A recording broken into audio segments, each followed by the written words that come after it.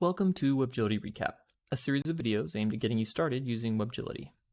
In this video, we'll go over the posting settings for your products in QuickBooks Point of Sale. If you've already completed the connection for your store or accounting software, you can get there by clicking Integrations, Accounting POS ERP, and finally Posting Settings. In this video, we'll specifically cover the Products tab, or the second one down. After clicking the Products tab, you'll see that the first area mentions Product Matching Criteria. This essentially means that Webgility will look at your online store products and identify them either with the SKU or product name, and then compare them to the item name or number, UPC, or ALU in QuickBooks Point of Sale.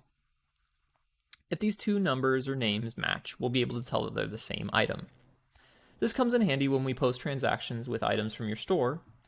We look at the SKU included in the sales receipt and compare it to what you have in QuickBooks to make sure the price and inventory are correct and adjusted after posting. Generally, using the SKU is recommended here, and for QuickBooks, using item number is recommended. This is because the item number is a unique field that cannot be duplicated, so there's less room for error when matching your items to the store to QuickBooks. If you have any questions or issues here, let your implementation specialist or account manager know and we'll help you out. For stores like Shopify, where you have the option to create variants like size or color, you can click the Use Styles for Product Variants option. This will allow you to select the SKU field of the parent item, being the item name in QuickBooks. Note that if you do use this and select item name here, you won't be able to match using the item name as the matching criteria up at the top. For your defining attributes, you can change this at any time, but generally it'll be size for attribute 1 and color for attribute 2. Feel free to play around with this if you have attributes that are not size and color, or if you'd like to just see how everything works between these two attributes. Finally, the last section is going to be telling Webgility what to do when we cannot match your products, either because the SKU doesn't match any item in QuickBooks or it doesn't exist yet. Generally, you'll want to stick with the recommended setting here, which is prompt to create or map the product at the time of posting.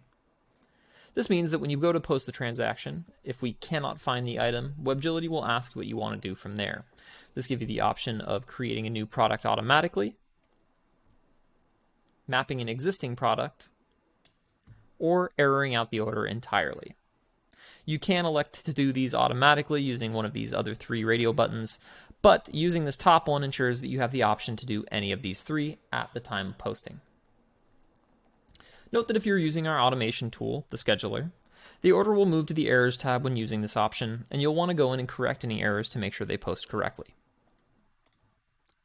Hitting Save and Continue will take you to the next tab, which is the Customer tab.